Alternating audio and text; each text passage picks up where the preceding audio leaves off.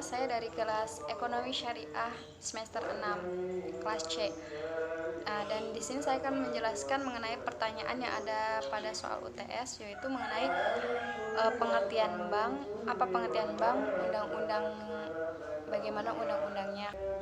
Nah, jadi dasar hukum perbankan ini terdapat pada Undang-Undang Nomor 10 Tahun 1998, bahwasanya perbankan adalah badan usaha yang menghimpun dana dari masyarakat dalam bentuk simpanan dan menyalurkannya kepada masyarakat dalam bentuk kredit dan atau bentuk-bentuk lainnya dalam rangka meningkatkan taraf hidup rakyat banyak. Adapun Undang-Undang Nomor 10 Tahun 1998 ini merupakan perubahan atas Undang-Undang Nomor 7 Tahun 1992. Adapun dasar hukum dari perbankan syariah ini terdapat pada Undang-Undang Nomor 21 Tahun 2008 tentang perbankan syariah. Peran Bank Indonesia terhadap pemerintahan, bahwasanya Bank Indonesia ini sebagai satu-satunya badan yang berwenang penuh dan membuat kebijakan moneter guna meraih serta memelihara nilai rupiah dan menjaga inflasi. Selanjutnya, sebagai pemegang kebijakan moneter dalam bidang makro prudensial yang meliputi inflasi yang terjaga, suku bunga dan stabilitas rupiah, pengelolaan tabungan devisa serta sistem pembayaran nasional. Selanjutnya, sebagai penjaga stabilitas, upaya Bank Indonesia sebagai penjaga stabilitas rupiah sejatinya membuat Bank Indonesia berperan sebagai pengelola krisis keuangan. Adapun peran BI terhadap pemerintahan ini yaitu bertindak sebagai pemegang kas pemerintah. Kemudian atas perintah BI dapat menerima pinjaman luar negeri, menata usahakan serta melaksanakan ketagihan dan kewajiban keuangan pemerintah terhadap pihak luar negeri.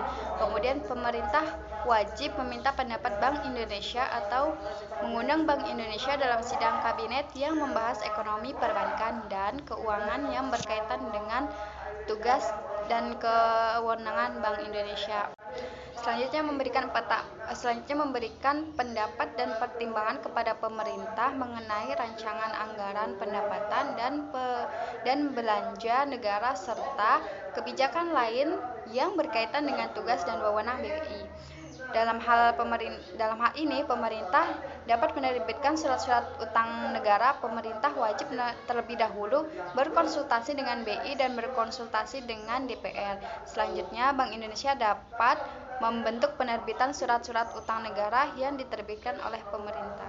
Kegiatan Bank Indonesia yaitu menghimpun dana atau funding. Kegiatan menghimpun dana atau membeli dana dari masyarakat dilakukan dengan cara menawarkan berbagai jenis simpanan yang biasa disebut rekening atau akun. Nah, selanjutnya menyalurkan dana dari masyarakat atau lending.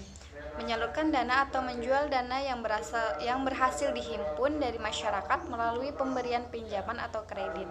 Kegiatan penyaluran ini disebut lending. Selanjutnya, jasa bank lainnya atau servis.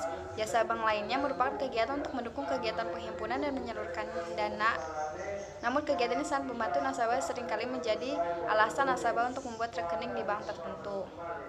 Nah, yang kedua, bank kredit. Bank kredit ini kegiatannya berbeda dengan bank umum.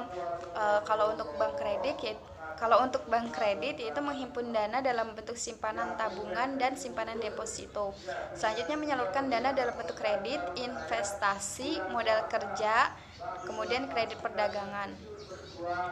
Nah, adapun beberapa hal yang dibolehkan oleh BPR yaitu menerima simpanan giro, mengikuti clearing, mengikuti kegiatan valuta asing, mengikuti kegiatan perasuransian.